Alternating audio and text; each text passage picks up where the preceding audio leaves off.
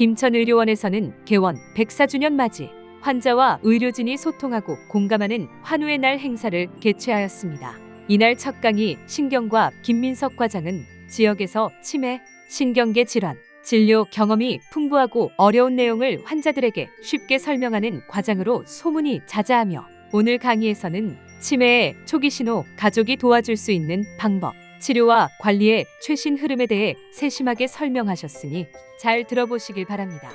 뉴포커스 TV 김현심이었습니다.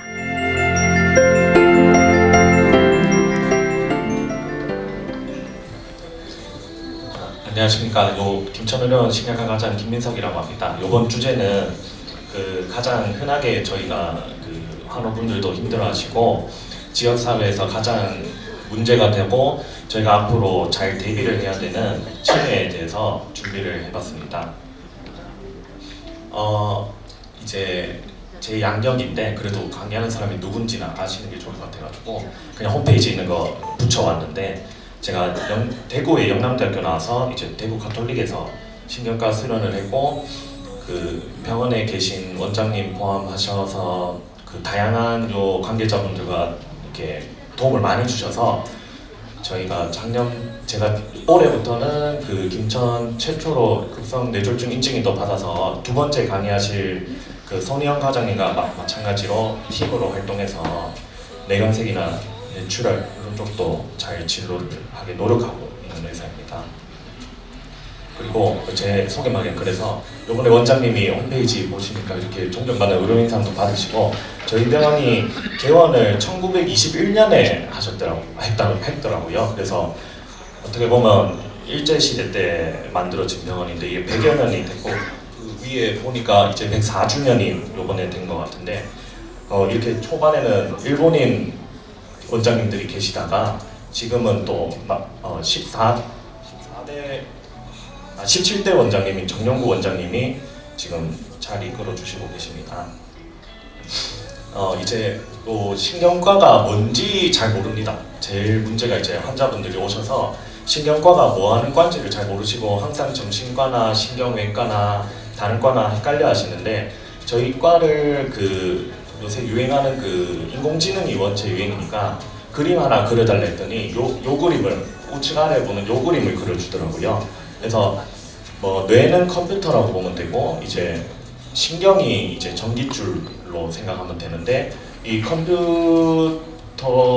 뇌를 바탕으로 이제 전기줄이 온몸에 뻗어 있는데 요런데 문제가 생기면 뇌졸중, 치매, 간지는 옛날 표현이긴 하지만 경련을 하는 뇌전증이나 파킨슨병, 두통, 어지럼증 이런 다양한 질환들을 보는 게 이제 저희 신경과라고 보시면 되겠습니다. 그래서 이제 오늘의 핵심 주제인 치매에 대해서 강의하기 전에 이제 인지기능이라는 요 단어를 좀 처음에 짚고 넘어가셔야 되는데 보통 저희가 치매라 하면 기억력만 생각을 하는 경우가 흔합니다. 근데 이제 인지기능에 대해서 알아보면 요 네모 박스 안에 들어있듯이 기억력, 진압력, 추상력, 학습능력, 시공간 진압력, 계산력 이런 다양한 이런 능력들이 합쳐진 게 이제 인지기능이고 우리는 치매에서는 이런 여기 좀 깨졌는데 이런 인지기능을 이제 뇌가 아까 컴퓨터인 뇌가 받아들이고 그걸 저장해서 응용하고 사용하는데 이제 필요한 기능 전체를 인지기능이라고 얘기하게 됩니다. 그래서 이제 우리가 아까 말씀드린 수많은 인지기능 중에 하나인 기억력이 문제가 되는 경우는 기억장애가 되는 거고 인지기능에 아까 말씀드린 그런 복합적인 인지기능에 문제가 생기는 게 인지기능 장애고 이 분류 안에 이제 경한 경우는 우리가 건망증이라고도 주로 알고 계시는 경도 인지 장애가 되게 되고 이게 진행이 돼서 이렇게 사진처럼 좀 안타까운 이런 참 표현을 이렇게 하긴 했지만 자신을 잃어가게도 될 수 있는 무서운 치매라는 질환도 되게 되고 왼쪽 표는 이제 뉴스에서 나온 걸 제가 한번 따봤는데 지금 2025년인데 이제 88만 명 정도가 이제 치매 환자라고 추정이 되는데요. 이제 60년도가 되게 되면 전체 인구의 거의 대다수도 될 수 있는 이 초고령화가 되면서 300만 명까지 늘어난다기 때문에 이런 사회적 관심과 치료가 절실하게 필요한 사항입니다. 그래서 이제 우리가 오늘의 강의의 주제인 제가 말씀드릴 치매는 이제 결론적으로 뭐 선천적인 것과 주로 저희 병원에 내원하시는 것은 후천적으로 발생하는 인지기능의 장애로 일상생활의 어떤 작업 활동이 직업 활동이나 활동이 문제가 되면서 사회생활에 지장이 있는 경우를 치매라고 말하게 됩니다. 그래서 영어로는 디멘샤라고 이렇게 얘기하게 되는데 제가 뭐 찾아보니까 중국에서는 치매를 치과이라고 부르고 일본에서는 치호우라는 느낌으로 부른다는데 이게 약간 이제 바보병이다 이런 최근에 뉘앙스를 많이 나타내는 경우가 있어서 최근에는 이런 아까 앞서 말씀드린 인지기능 장애 쪽으로 언어도 바꿔야 된다 그런 추이도 있다고 저도 알고 있습니다. 그리고 이렇게 보통 이제 대부분 할머니들이 할아버지를 많이 모시고 오시는데 물론 이제 여성 노인이 더 치매가 빈도가 높긴 하지만 이제 남편이 치매인가요 이렇게 데리고 오시는데 치매는 아까 말했지만 특정 질환명이 아니고 전체적인 인지 기능이 떨어지는 상태를 일컫고 원인 질환은 약 100여 가지가 넘게 되는 다양한 원인이 있습니다. 그래서 저희가 이제 뭐 의사들도 아니고 의사들도 다 모르기도 하고 이게 수많은 치매 원인 질환을 이렇게 나열했는데 크게 보면 이제 퇴행성 뇌질이라서 나이가 들면서 퇴행됨으로써 발생하는 이제 노인성이라고 생각하셔도 되고 이제 나이가 들면서 퇴행이 되면서 발생하는 질환 중에 오늘 이 진하게 질환, 노란색으로 질환 이런 것들에 대해서만 소개를 할 거고 요게 이제 전체 치매의 90% 이상을 차지하기 때문에 알츠하이머병, 전두축두 치매, 루이소치 치매나 전두축두의 치매 이런 퇴행성 질환이랑 그리고 두 번째 강의에서도 이제 손희영 과장님이 설명해 주시겠지만 그 뇌혈관 질환 중에 포함되는 혈관성 치매 요게 이제 한 90%가 담당되고 그 외에 뭐 감염이나 저희가 그 병원에 오시면 치매 검사를 혈액 검사라든지 다양한 걸 하게 되는데 비타민 결핍이나 다양한 이런 질환도 있기 때문에 기본적인 치매 검사를 하게 되는 것입니다. 그래서 아까도 말씀드렸지만 이게 조금 이제 깨지면서 안 보이긴 하신데 이제 지금 우리나라만 65세 이상 노인 100명 중에 7명에서 10명 정도가 치매라고 의심된다고 해서 급격히 아까 말했지만 60년도 되면 300만 명 이상 추산이 되기 때문에 적극적인 예방과 치료가 어느 시대보다 이제 요구가 되고 있습니다. 그래서 보시다시피 지금 저희 외래에도 수많은 여기도 계시지만 환자분도 많이 오시고 내가 치매 아닐까 가족이 치매 아닐까 많이 오시긴 하는데 잠정적으로는 이제 드라마에서 보는 것처럼 치매가 걸린다고 이런 치매가 걸리는 경우 아닌 경우 그리고 막 TV에서는 갑작스럽게 진행이 돼서 우리 엄마가 치매가 걸리면 정말 큰일 났다 이런 식으로 소개해서 공포감을 조성하는데 저희가 참 암이랑 마찬가지로 85세 이상에 가게 되면 치매가 거의 32%입니다. 그럼 3명 중에 1명은 치매라고 진단을 할 수가 있는 건데 과연 이런 퇴행성에 의한 치매도 흔하기 때문에 너무 공포감을 안 가지시는 것도 중요해서 빈도가 이렇게나 흔하고 특히 85세 이상에서는 3분의 1이 치매로 진단될 수도 있기 때문에 너무 겁을 내지 않고 우리가 이 병을 알고 예방하고 치료하면 될 것 같습니다. 그래서 알츠하이머병에서 인지 장애의 진행인데요. 그 선을 보시면 되겠는데 보통 저희가 젊을 때라든지 초기 이제 65세 미만에서는 알츠하이머병에 나중에 진행이 될 분들도 이렇게 스테이블한 안정적인 구간이 있습니다. 질환이 생길 수도 있고 안 생길 수도 있지만 생기는 경우에도 이제 증상의 발현이 이제 생기면서 요럴 때는 그냥 내가 기억력이 좀 떨어지네 지켜보다가 이제 요럴 때부터 직접적인 사회생활이나 일상생활에서 지장이 생기게 돼서 병원에 오시게 되고 결국에는 치료를 하게 돼도 사실은 이렇게 치매 영역 쪽으로 떨어지게 되는데 우리가 적절한 관리를 하면 나중에는 요 떨어지는 그래프의 속도를 완만하게 늦출 수 있는 게 현재 그 치매에 대한 의학적 치료이기 때문에 빨리 병원에 오셔서 이제 적극적인 예방이랑 치료를 하는 게 굉장히 중요하고 이런 그 혈관성 치매의 경우는 뇌병변이 오면서 이제 더 계단형으로 이렇게 급격하게 떨어지는 경우도 있는데 이런 코스를 보이기 때문에 이제 증상이 시작됐을 때 병원에 방문하는 게 굉장히 중요할 수 있겠습니다. 그리고 치매 원인치는 아까 그 표에서도 제가 나열했고 이걸 표로 만들어 봤는데 이제 완치 불가능이라고 얘기할 수도 있겠죠. 이게 퇴행성 치매가 여기 들어가게 되고 이거는 이제 나이가 들어가고 어떤 특정 유전인자에 의해서 뇌에 침착이 그 비정상 단백질이 침착이 되고 이런 부분은 현대의학으로서 아직 완전하게 제거를 못하기 때문에 완치 불가능 치매에 이런 대표적인 치매들이 다 들어가게 돼서 너무 안타깝지만 위험 요인으로 뭐 고령이라든지 특히 아까도 그렇지만 할머니들이 조금 더 위험하시고 우리가 두부 외상도 권투 선수들이나 이제 복싱 선수들도 파킨슨이나 치매가 잘 걸립니다. 그리고 고혈압, 당뇨, 심장질환, 우울증 이런 병력도 위험하고 이제 초기에 이런 치료나 이런 거에 대해서는 뒷파트에서 또 설명을 드릴 거고요. 그리고 일부 회복 가능한 치매가 이제 혈관성 치매에 포함되게 되는데 이런 인자들이 있는 경우에 뇌경색이라든지 뇌출혈이 와도 어느 정도 치료를 잘하거나 그 증상과 크기나 어떤 상황에 따라 모두 틀리겠지만 치료를 잘 하게 되면 이제 어느 정도는 일부 회복 가능한 치매로 분류하기도 합니다. 그리고 완치 가능 치매라 해서 이제 비타민이 부족해서 오는 치매도 있고요. 뭐 알코올성 치매도 젊은 분의 10% 정도는 차지하게 되고 그렇게 우리가 생활 습관을 교정한다든지 이런 원인 인자들, 뭐 갑상선 기능이라든지 그리고 수두증이라든지 뭐 이런 다양한 거를 고칠 수 있는 게 있다면 또 완치하는 경우도 있게 됩니다. 그래서 인지장애가 이런 퇴행성 뇌질환, 아까 말씀드린 대표적인 뭐 노인성 치매라든지 루이소체 치매나 그런 퇴행성 질환이 완만하게 떨어지다가 어느 시간을 지나면 조금 급격하게 진행되면서 사회적 문제를 야기하는 경우가 많고 뇌졸중을 포함한 그런 혈관성 치매라든지 이런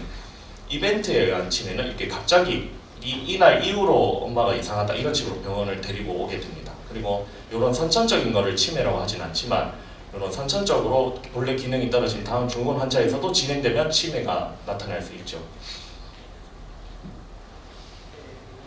그리고 세계의 노인 인구를 그래프로 표시한 건데요. 저희 나라가 이 빨간색 그래프인데 저희가 지금 뭐 다들 아시다시피 엄청나게 노인 인구가 늘고 있고 그 베이비붐 시대를 그분들이 이제 60세가 넘어가게 되고 하면서 노인층이 굉장히 많아져서 다른 나라들도 일본도 저희보다 먼저 고령화 시대에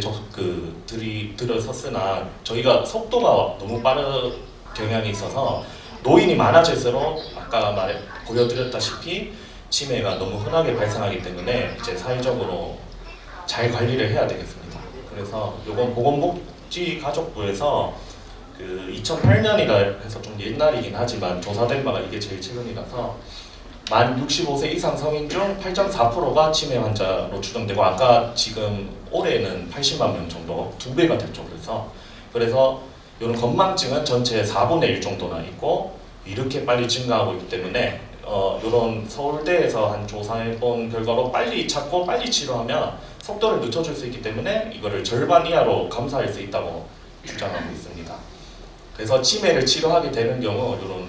그 환자나 보호자분들이 많이 물어보시는데 약을 먹게 되면 좋아질 수 있나요? 하고 많이 물어보시는데 되게 임상적 관점에서 보면 이렇게 치료를 했을 때 오히려 이렇게 좋아지는 경우도 매우 드물게 있고 대부분은 서서히 진행하게 되고 치료를 안 할 경우는 급격히 이렇게 악화되는 반면에 치료를 하게 되는 경우는 진행 속도를 한 30% 이상 정도 늦춰주기 때문에 이거를 오래 우리가 우리의 삶을 좀 영위하면서 이렇게 살아갈 수 있게 됩니다. 그리고 돈도 치료를 한 구는 뭐 발병 3년 후에 뭐 이렇게 1년 월 평균으로 이게 월 평균이었는데 133만 원에서 이 정도나 들지만 이제 치료를 안 하고 방치할 경우는 2배 가까이 이렇게 올라가고 치료하는 데 드는 시간도 이제 보호자분들이 엄청나게 시간이나 비용적으로 힘들다는 게 다 이제 통계 자료로 나와 있습니다. 그래서 이제 치매 종류나 발생 빈도를 과연 그러면 특정 질환마다 어느 정도의 빈도를 가지고 있냐인데 아까 저희가 말씀드린 알츠하이머병 가장 흔하고 유명한 치매 종류 중 하나죠. 그게 이제 전 세계에서 한 60, 70% 정도 되고 한국에서도 비슷한 빈도로 보이고 있고 각각에 대해서는 이제 요 다음 슬라이드부터 특징이라든지 치료 방침이나 이런 거에 대해서 설명을 드릴 거고 혈관성 치매는 12.4%, 의소체 치매 7.8%, 전두축대역 치매 3.6%, 이런 게 있고 각각에 대해서 이제 개략적으로 저희가 오늘 강의를 듣고 나면 공부 안 하는 의사들보다 조금 더 뭐를 알 수 있게 하려고 제가 준비를 했는데, 그래 좀 집중해서 재미없는 내용이지만 좀 하면 저희 부모님이나 환자분들이 좀 어떤 상황인지 아시니까 좀 뭐 도움이 많이 될 수 있을 것 같습니다. 그래서 첫 번째로 이제 알츠하이머병, 알츠하이머 치매라고 말하는 병인데요. 이 전 세계 치매 아까 보셨다시피 우리나라에서도 72% 정도고 60에서 70% 차지하는 가장 흔한 원인 치매고, 기억력 저하, 그 수많은 인지 기능 저하 중에 기억력 저하로 시작돼서 언어, 판단력, 공간, 지각 능력, 성격 변화까지 점진적으로 악화되는 특징을 가지고 있고, 대개 저희 외래나 병원에 찾아오시는 분들도 내 나이가 65세 정도 넘었는데 기억력이 떨어지고 이제 일상생활에 지장이 있다, 그러면 꼭 체크를 한번 해보시는 걸 추천드리고, 이렇게 드물게 조기형도 있습니다. 유전적으로 치매도 10% 정도가 유전적으로라고 보는데, 그런 조기형에서도 방심을 해서는 안 되겠습니다. 알츠하이머병의 이제 알츠하이머병 이름 자체도 독일 의사 이름입니다. 알츠하이머라는 의사가 이제 독일 의사인데 1864년에 태어났었나? 그래서 1900년도에 초반에 이걸 보고를 했습니다. 저희가 일본에 합병되기 1906년도에 아마 보고했을 건데, 이 독일 의사가 여자 환자를 부검을 해보니까 뇌를 이렇게 병리학적으로 구분을 해보니 베타 아밀로이드 침착과 이런 타우 비정상 단백질이 쌓이고 깨지는 걸 관찰해서 이거를 알츠하이머병이라고 이름 붙인 게 지금 통용되고 있는데, 여기서 저희가 좀 알면 좋은 게 결국에 이런 노인성 치매에 해당되는 이 알츠하이머 치매 핵심은 비정상 단백질이 쌓이는 겁니다. 그래서 이 단백질이 쌓이고 이게 정상 이 신경 세포를 손상시켜서 우리 뇌에 있는 회로를 붕괴시키는 거거든요. 그래서 첫 번째로 우리가 뭐 상식적으로 아시면 좋은 게 있던 베타 아밀로이드라는 게 있습니다. 이게 이 아밀로이드 프로테인이라고 이 단백질이 정상적으로 분해돼야 되는데 이 베타 아밀로이드가 쌓입니다. 이 알츠하이머 치매 환자에서는 이게 쌓임으로써 이런 플락을 형성합니다. 찌꺼기를 더럽게 생겼는데 이런 게 이제 정상 뉴런에 쌓이면서 염증을 유발하고 손상을 일으키는, 이게 대표 기전이죠. 제일 큰 두 가지 기전 중에 하나고, 두 번째는 타우 프로테인이라는 이런 단백질도 있는데, 이 미세 속안에 있는 이 안정 단백질이 어떤 이유에선지 과인산화가 돼가지고 이게 이렇게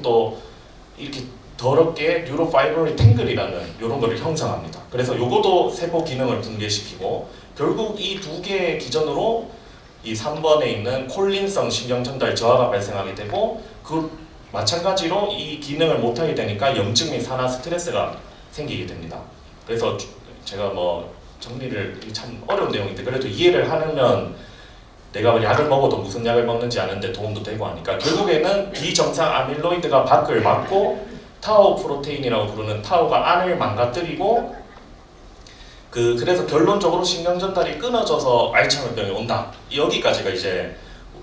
의학자들이라든지 과학자들이 찾은 건데, 이게 결론적으로 치료까지는 못 하고 있죠. 근데 나중에 말이 나오지만 최근에 신약이 뭐 나와서 그것도 좀 이따 소개해드리겠습니다. 그래서 알츠하이머병의 이제 위험 요인은 나이가 가장 강력한 요인인데, 저희가 늙는 게 서럽지만 어쩔 수 없으면 저도 늙어가고 있고,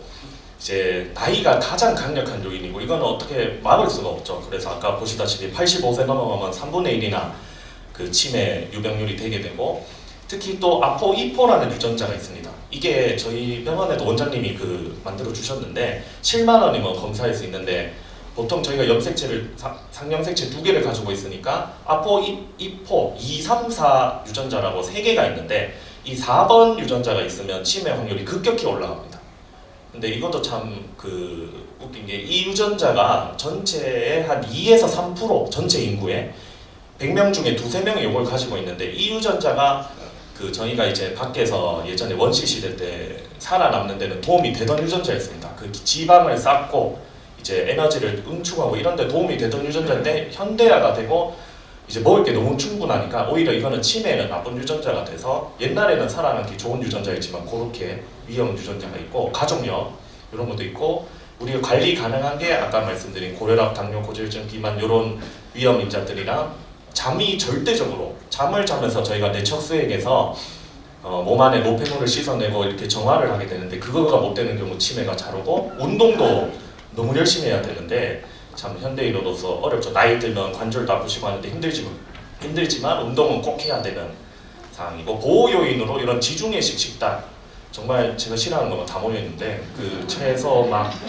제일 맛없는 거 연어 이런 거 다 이제 이런 식단이 결국에는 그런 치매는 좋은 식단이라 해서 지중해 보면 뭐 무슨 할머니가 130살까지 살았다 이런 얘기도 들리고 하는데 저는 못하겠습니다. 그래서 꾸준하게 신체 활동하고 결국에는 운동하고 이제 잠 잘 자고 좋은 거 먹고 사회적 교류를 해야 되는데 참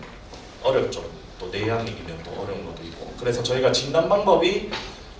저희가 이제 확진이라 하면 뭐하지만 사실 알츠하이머병 확진은 뇌를 생검을 해서 아까 저 병리적으로 현미경으로 보는 건데 우리가 살아있는 뇌를 찔러서 그렇게 할 수가 없기 때문에 최근에 개발된 게 이제 요거는 대학병원급에 가서 검사를 해야 되는 베타 아밀로이드 펫 검사인데요. 그 들어보셨을 건데 비용 자체가 2,300만 원이나 하고 여기 보시면 알츠하이머 치매가 요 빨간색 이제 베타 아밀로이드 아까 그 비정상 단백질이 보이는 건데 이런 치매로 진행되면 전반적인 영역에 다 있게 되고 건망증일 때는 아직은 그 후두엽 쪽에 안 가 있는 모습 앞쪽에 이제 저희가 전두엽이나 이런 쪽에 있는 모습이 보이고 정상일 때는 그렇지만 꼭 이렇게 보인다고 치매가 되는 게 아니기 때문에 아주 필수적이고 무조건 해야 된다 이렇게 얘기할 수는 없습니다. 애매할 때는 충분히 시행할 수 있는 검사를 알고 계시면 되고 여기 저희 그 병원 뇌사진 그 참고해서 제가 붙인 건데 정상이라고 보긴 힘들지만 저희가 요거를 이제 같은 분이기 때문에 정상 시절일 때 보게 되면 뇌 조직이 풍부하게 살아 있어서 이제 주름이라든지 이런 게 너무 과하게 보이지 않는데 이제 치매 환자 우리가 알츠하이머형 노인형 치매가 돼버리면 그 비정상 단백질과 신경 회로가 붕괴되면서 보시다시피 피질이 다 쪼그라들어가지고 거의 보이는 게 잘 없을 정도 특히 측두엽이라고 이제 해마가 있는 요 측두엽 부분에는 거의 더 심해지는 경향도 있고요. 그리고 요 제일 밑에 있는 환자는 이제 혈관성 치매 환자인데 여기 요게 이제 환자로 치면 밑에서 바라본 거라서 왼쪽인데 환자의 왼쪽 부분에 뇌경색이 이렇게 옴으로써 갑자기 이제 치매가 되는 그런 상황도 있습니다. 그리고 요런 97년도에 개발된 가장 간단한 검사만 해도 어느 정도 감별을 할 수가 있고 피검사로 아까 아포이 그런 유전자 검사도 할 수 있고요. 그래서 우리가 이 병의 증상을 아까도 계속 얘기 드리고 있지만 결국은 인지기능 장애 그리고 두 번째로 이것 때문에 우리가 보호자분들이나 환자분들이 가장 힘들게 되는데 이상행동 및 심리 증상이라 해가지고 앞글자 따서 BPSD 그러니까 이제 정신적인 증상이 생깁니다. 이제 보시다시피 뭐 정서장애라 이렇게 한마디로 하긴 하지만 뭐 우울해한다든지 불안해하고 초조해하고 배회하는 분들도 있고요. 환각, 환시, 흥하고 망상이 생겨서 벽에 사실 진짜 인간으로서 너무 슬픈 일이지만 벽에 똥칠하고 막 이렇게도 많이 오시거든요. 그래서 이런 입원 증상을 우리가 관리하는 게 우리 병원 신경과로서 굉장히 어렵지만 해내야 되는 거고 그걸 일상생활 능력의 장애는 당연히 나타나게 되고 요 대표적인 세 가지 증상에 대해서 우리가 치료를 해야 되고 아까 앞에 보였던 2번에 해당되는 요 문제행동력 이상 심리에서 요런 다양한 증상이 나타나게 됩니다. 늦으면 안 되는데 최대한 빨리 해보겠습니다. 그래서 이런 문제행동이 결국에는 망상이나 환각 이거 정말 결국에 아무 데서나 소변 본다든지 성격 변화라든지 이것 때문에 결국에는 요양원 이번이 사실 요양원이나 요양병원에 해당되는데 이런 약물 과용이나 신체 구속 최근에 뭐 뉴스 나와서 요양원에 들어가면 뭐 80%가 수면제를 먹고 한다는데 사실 이런 증상이 생기면 약 없이 고칠 수도 없고 관리도 못합니다. 그거는 본인 그 보호자분들도 직접 못하기 때문에 그런 게 문제가 됩니다. 그리고 이 알츠하이머병에서 초기에는 보시다시피 아까 그 FDG 팻에서도 나왔지만 아밀로이드 팻에서도 나왔지만 요쪽에 초기에는 이제 이 앞쪽에 전두엽이나 측두엽 쪽에 이렇게 쌓이면서 처음에는 늘 하던 일은 큰 무리 없이 수행이 가능하고 우울증이 동반되는 경우는 있으나 큰 문제가 없겠으나 좀 진행이 되게 되면 이 비정상 단백질과 회로 손상이 심해지면서 시간 장소에 대한 지나면 여기가 어디고 네 누구 뭐 아들 보고 남이라 하고 이렇게 되면서 가장 흔한 게 또 무감동증이 옵니다. 예, 치매에서 가장 흔한 이런 또 정서 증상 중 하나가 무감동증인데 뭘 해도 이게 반응이 없고 느리고 슬픈 것도 없고 뭐 말 그대로 약간 인형처럼 이렇게 되는 증상이고 이제 말기로 가면 갈수록 이렇게 전반적으로 다 퍼지면서 지적 기능을 완전히 잃어버리게 되고 대소변 장애까지 나타나고 이제 원시 반응이라 해서 아기 때처럼 뭐 손가락 갖다 대면 손가락을 빤다든지 안 나타나던 반사 뭐 손가락을 움켜쥐는 그래스프 리플렉스 그런 것도 나타나게 됩니다. 그래서 우리가 위험 인자들을 한번 다시 정리하면 빨간색은 안 좋은 거 나이 들고 유전, 가족력 이런 게 안 좋고 요 파란색은 저희가 고칠 수 있는 것들 우울증이 있으면 병원 와서 고치고 공부 열심히 하고 머리 부딪히지 말고 고혈압, 당뇨 이런 거 관리하고 흡연, 음주 안 하고 음주는 저도 못하겠지만 그래 뭐 그렇게 안 하는 게 이상적이긴 합니다. 그리고 진단은 이런 다양한 것들 병역 청취를 듣고 아까 말했듯이 저희 병원에 지금 아직 심리의사가 없어서 간단한 걸 하지만 충분히 비용적으로도 이게 합리적이고 충분한 검사들이 병원 내에도 다 있기 때문에 걱정 없이 오셔서 요래 검사하고 진단 받으면 되고요. 그래서 우리가 목표 대상 그럼 알츠하이머병을 또 언제 해야 되냐? 그래서 이렇게 최대한 요런 원인적 치료가 가능하고 또 빨리 해야지 그 진행됐을 때 아까 말씀드린 이상행동 심리 증상을 보이는 치매 이렇게 가기 전에 오셔야지 치료를 할 수 있기 때문에 증상이 생겨서 빨리 병원 와서 상담을 하시고 하면 될 것 같습니다. 그리고 이제 이게 치료인데요. 이게 아시면 진짜 동네 병원이라든지 잘 모르는 의사들보다 똑똑해지실 수 있습니다. 자료가 필요하시면 얼마든지 메일로도 보내드릴 수 있는데 그 치료에 되게 보면 아까 요 뒤에는 제가 보여드렸던 건데 여기서 이제 파란색만 보시면 되는데 결국 이 베타 아밀로이드 침착을 이게 근본적인 원인이었죠. 베타 아밀로이드가 침착되고 타우 프로테인 변형되는 게 근본 원인인데 최근에 뭐 어디 뉴스에라든지 대학병원에 가면 주사가 1년에 3천만 원짜리가 있는데 맞으면 치매 치료제가 나왔다고 막 광고하는 게 있습니다. 그게 이제 이게 약 이름인데 신약이고 레캠비, 뭐 아두카마 요런 단일 클론 항체 치료라 해서 이 클론 항체 자체가 베타 아밀로이드를 없애버리는 게 나오긴 나왔습니다. 근데 이 주사가 1년에 3천만 원하고 30% 정도 속도를 늦춰주고 아직 데이터가 많이 축적되지도 않았고 그 초기 치매에서만 속도를 30% 정도 늦춰주고 가장 문제가 그 아리아라고 말하는 그 뇌 부종과 뇌출혈이 부작용이 생깁니다. 근데 이게 치매를 30% 늦추려고 이런 고비용의 이걸 했는데 약 20%에서 30% 정도 뇌 부종과 출혈이 생기니까 아직까지는 이게 FDA 승인까지 받았지만 글쎄요, 회의가 많이 드는 그런 치료가 있고 여기 혹시나 요 강의 들으시는 분들 중에 제 외래나 신경외과나 다양한 과에서 치매 예방약을 드시고 있다면 대부분 아직 저희가 개발된 약은 요쪽입니다. 이게 급여도 되고 먹는 약으로도 개발돼 있고 이런 신약보다는 결국은 이 근본 치료는 아직은 신약이 나오고 있지만 아직 많이 찾아야 하는 상황이고 요거에 대해서 이제 우리가 치매 예방약을 종류마다 드리게 되고 이런 스트레스를 만성 염증 및 스트레스를 줄이는 거에 NMDA 리셉터 안타고니스트를 쓰게 되고 이 콜린성을 올리기 위해서 콜린 없애는 애들을 억제하는 약이 이런 거를 쓰긴 하는데 그래서 결국은 우리가 치료를 약제가 이런 데 작용해서 기능을 한다고 알고 계시면 되겠습니다. 그리고 아까 말씀드린 가장 문제가 되는 그 BPSD 이상행동 심리 증상은 이런 처음에는 비약물적 치료를 우선으로 하지만 이걸 진짜 직접 케어하시거나 안 해본 분들은 치매 환자 돌보는 게 얼마나 힘든지 모르기 때문에 사실 치매 환자 제일 좋은 거는 들판에 강아지 풀어놓듯이 그냥 하고 싶은 대로 풀어놓으면 이제 막 그냥 가서 막 주워 먹고 그렇게 하면 참 행복한데 저희가 현대 사회를 살면서 그럴 수가 없으니까 어쩔 수 없이 이런 항정신병약이나 항우울제를 쓰게 되는데 요거 때문에 또 부작용도 크고 또 요걸로 완벽하게 조절 안 되는 게 현재 그 치매 치료 사태죠. 요때까지가 이제 알츠하이머 치매에 대해서 제가 간략적으로 설명드렸고 시간 관계상 최대한 빨리 하는데 이제 나머지는 개략적으로만 설명드리겠습니다. 그 두 번째로 큰 항목이 이제 혈관성 치매였는데 MRI를 찍게 되면 이렇게 이게 저희 원장님이 옛날에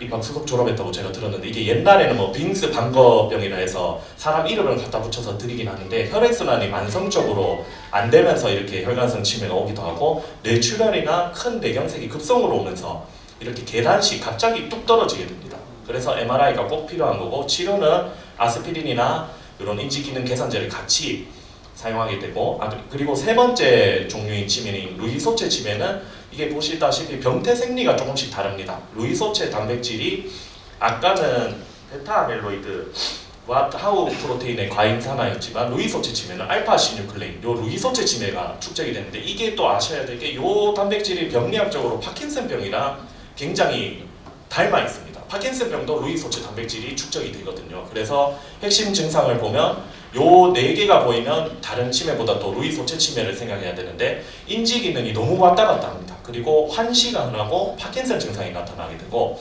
꿈에서 이제 본래 렘 수면 때 근육이 힘이 풀리면서 안 움직여야 되는데 꿈속에서 행동을 하면서 막 옆에 보호자 때리고 이런 렘 수면 행동 장애가 나타나게 되고 마찬가지로 치료는 이렇게 하게 되나 이런 분들에서는 결국에 도파민 패스웨이랑 관계가 있기 때문에 항정신병 약을 사용할 때 좀 주의해야 되는 특징이 있습니다. 그래서 전두 축두엽 치매 그리고 마지막으로 보는 큰 카테고리인데요. 이 치매는 이게 전반적인 보다는 이 단백질도 조금씩 다르지만 특히 전두엽이랑 축두엽 이름에 다 있죠. 전두엽이랑 축두엽의 선택적인 신경 퇴행이 오면서 특징이 성격이 변화되고 충동이랑 무감정, 성격이 변한다고 보시는 게 일반적으로는 가장 기억력보다는 성격 변화가 핵심이고 요런 게 또 약간 치료가 다른데 그런 거는 또 저희한테 맡겨주시면 열심히 치료할 수 있습니다. 그래서 치매 진단이 예전에 모를 때는 다 알츠하이머병이라 해서 약도 사실 똑같이 쓰고 하지만 이렇게 분류를 해보면 이렇게 다양한 질환이 있다 이런 것만 아시면 되고 치료를 함으로써 병의 발생을 예방하고 진행을 멈추게 하고 결국에 이런 더 나은 생활을 우리에게 해서 치료를 했을 때 아까처럼 떨어지는 게 아니라 좋아지는 경우도 있고 이 떨어지는 속도를 늦춰줄 수 있기 때문에 병원에 빨리 오셔서 진단하고 치료하는 게 굉장히 중요하겠습니다. 그래서 병원을 찾아야 할 때는 이런 내 기억력이 떨어지고 주위 사람들도 니 왜 그러노 하고 집중을 해도 기억력이 예전 같지 않을 때 병원 찾아오시면 되고 우리가 예방 사실 뭐 다 필요 없고 이게 결국에 나타날 수 있는 우리가 해볼 수 있는 게까지 최선을 다하는 게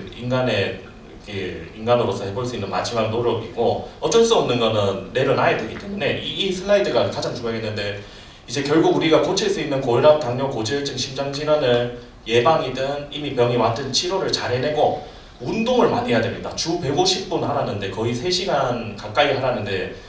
저는 못하겠지만 열심히 운동을 해서 하고 잠을 6시간에서 8시간 잘 자야 되고 흡연 폭주 금지 그리고 스트레스 욕심 탐욕 부리지 말고 쉬고 조기 진료하고 약 먹고 행복하게 살자 결국 그건데 굉장히 어려운 것 같습니다. 그래서 치매를 예방하려면 증상이 발현됐을 때 빨리 오면 이것밖에 이렇게 훨씬 인지 기능을 보존한 채로 갈 수 있기 때문에 병원에 적극적으로 예방하고 치료가 필요하게 된 거고 이런 다양한 문제가 있지만 그리고 이게 마지막 슬라이드인데 좀 시간 관계상 최선을 다했는 빨리 한다고 좀 그랬는데 이제 저희가 어릴 때는 이렇게 스트레스도 없이 웃고 아무 문제 없이 희망도 많고 걱정도 안 하고 살았는데 보시다시피 위에 할머니 할아버지들 외래 오시면 100명에 1명도 안 됩니다. 이렇게 웃고 계신 분들이 전혀 없고 인상 자체가 찡그리시고 아프고 뭐 그런데 어떻게 이렇게 행복하게 살겠습니까? 근데 정말 외래 오시는 드문 분들 중에 이런 얼굴을 하고 계신 분들이 98세인데 와가지고 아이고 의사 양반 고맙다 오늘 날씨가 좋네 고맙다 뭐 다 고맙다 하고 그렇게 하시는 분들이 있거든요. 그래서 이렇게 마음이 정말 행복, 웃음, 건강, 마음이 정말 중요하고 저도 말을 하나 만들어 봤는데 이게 내맡기고 주어질 것은 주어지고 흘러갈 것은 흘러가라니 이렇게 제 인생 또 신념을 한번 적어봤고 또 최선을 다할 부분 최선을 다하겠지만 이렇게 행복하게 살 수 있게 좀 걱정도 줄여보고 할 수 있는 걸 하고 치매도 예방하고 이렇게 행복하게 살면 참 좋을 것 같습니다. 예, 이렇게 강의를 마치겠습니다.